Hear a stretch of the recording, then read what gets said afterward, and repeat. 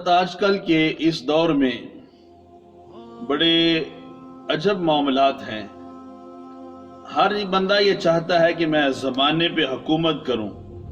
اگر کوئی ایک صوبے کا وزیر یا وزیر اعظم بن جاتا ہے تو وہ چاہتا ہے کہ میں ملک کا وزیر اعظم بنوں۔ اگر کوئی ملک کا بن جاتا ہے تو وہ چاہتا ہے کہ میں پوری دنیا پہ حکومت کروں۔ اس لحاظ سے میں ایک بات آپ کی بارگاہ میں عرض کرنا چاہتا ہوں۔ اس سے ہر انسان کو اپنے گھر کا ماحول بھی، اور اگر کوئی مدرسے پڑھاتا ہے، مدرسے کا محتمم ہے، اس کے لیے بھی، اگر کوئی سکول کا پرنسپل ہے اس کے لیے بھی، اگر کوئی صوبے کا وزیر ہے اس کے لیے بھی، اگر کوئی ملک کا وزیر اعظم ہے تو اس کے لیے بھی قرآن و حدیث سے جو میں ایک مثال آپ کے سامنے عرض کر رہا ہوں، یقیناً آپ کے لیے بہت فائدہ مند ہوگی۔ اور آج کے اس پرفتن دور میں تو اسی کو اپنائیں گے تو بات بنے گی۔ سکندر اعظم بہت بڑا بادشاہ گزرا ہے، اس سے لوگوں نے سوال کیا کہ آپ کی بادشاہت مشرق سے مغرب تک ہے، آپ نے اتنی بڑی سلطنت پہ بادشاہت کیسے قائم کی، اور کیسے آپ کی بادشاہت کا چاروں طرف دورہ ہے اور ہر طرف آپ کی بادشاہت کی چاشنی بیان کی جاتی ہے۔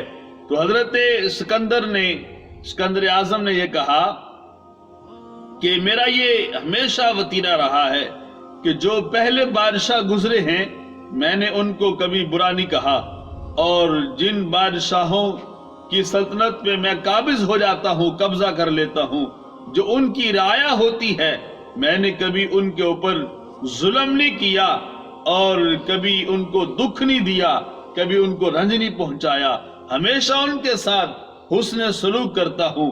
جب رعایا کے ساتھ میں حسن سلوک کرتا ہوں، اس لحاظ سے رب ذوالجلال نے مجھے مشرق سے مغرب تک بادشاہت عطا فرمائی ہے۔